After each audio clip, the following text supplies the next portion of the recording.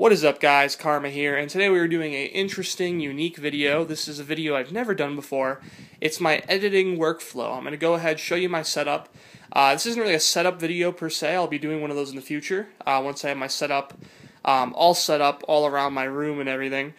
But this is just how I edit right now in my workflow, so you guys can see how I get those videos out to you guys and what's the behind the scenes, if you will. So this is the setup here. You can see I've got an iMac, a secondary monitor, and then a MacBook Pro.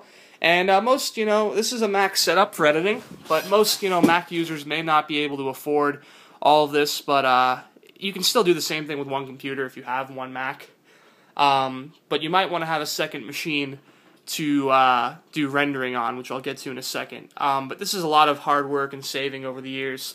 I started off with just a Mac Mini, which is one of the shittiest Macs. Actually, I started off technically with a PC that costed about $100, which is even worse. But anyway, this is my setup pretty much, and I'll go through each monitor and explain how everything works. So this is the main machine that I do all the composing and compiling and compressing and all that stuff, all those C's on here.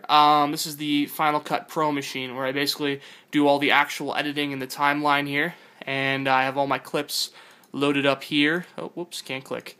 So I have all my clips loaded up here, and I import cinematics that I've tracked. I don't do any tracking on this machine. I do the tracking on that machine. We'll get to that in a second. And I have a pretty, simple wireless keyboard and this mouse, which actually kind of goes in editing. If you use this wheel, it allows you to scroll through the timeline left and right. You can click it left and right. So that's pretty cool for going through the timeline quickly. And there's my Minecon Razer trackpad. It's pretty beast, I know. And I also have a, not trackpad, mouse pad. I have a trackpad here. This is a Magic trackpad or whatever the hell it's called that Apple started selling, because you can kind of do multi-touch controls on a desktop, which is very useful, sometimes with editing even. Now, this is the secondary monitor. And on the secondary monitor I have, whoa, let me get control of the mouse again. I have my Skype open, and of course Skype is to contact any clients that want to edit or talk to my clan, ESP, you can see right there. And I also do my conversions on here. I convert files that people send me that are in a weird format that doesn't work on Mac. I'll do a video on this program in the future. It's a conversion software that works really well. It's called Video Converter Ultimate. We'll do a full video on that in the future. And then iTunes, just to browse through my library, see what sound effects I want to use, what songs I want to use in my next edit. You can probably see a few sneak peeks here if you zoom in. And yeah, that's pretty much where I get all my music from. And also I'll pull up Safari here, and I'll go online to many of the sites I find my music on. And that's pretty much how I get my music. Now, for a speaker system, I think the most important thing when it comes to editing is having good speakers. So what I do is I actually take my Turtle Beach X12s and I use those. I boost up the bass a bit with the bass boost, and it gives me a good representation of what the montage is going to sound like to everyone.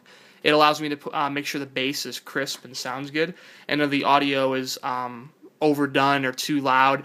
Because I've seen a lot of edits nowadays where people will just have the bass drops way too loud and they'll sound kind of glitchy. So I try my hardest to make sure everything's perfect with the audio. And I also have a speaker system, which I don't know where. I think it's in the closet over there. But I used to use that a lot. But, anything works as long as there's a bit of bass in it. And then over here is the rendering machine for motion tracking. Right now I have a motion track loaded up on Dome that I'm going to be using for my next edit. And this is basically where I take in cinematics, and I go ahead and motion track them and add special effects to them that I can only do in After Effects. This is my After Effects machine, because it's pretty much the only machine that could run After Effects without any hiccups or lag or anything like that. This machine always chokes up on After Effects. It's kind of annoying, so this is my After Effects baby. And you can see it's kind of on this cool stand, which kind of makes it like the iMac, which is covered by the keyboard, but you can kind of see it.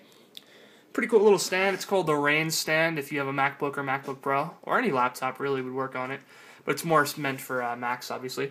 And then down here I have my iPad, which I use for looking up tutorials on different editing techniques and stuff like that.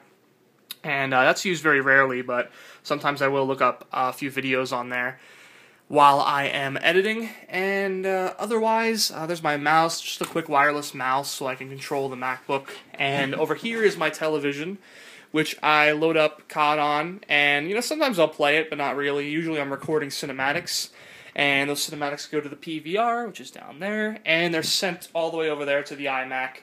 And if I need them on this machine, I just send them over using using Wi-Fi. I could just send them from computer to computer. Pretty cool setup. If you guys have any questions about anything, or you guys want to see a full room setup tour type thing, then go ahead, comment below. But that's pretty much it. I'm Karma, aka Tony, aka whatever you want to call me, and I'll see you guys next time.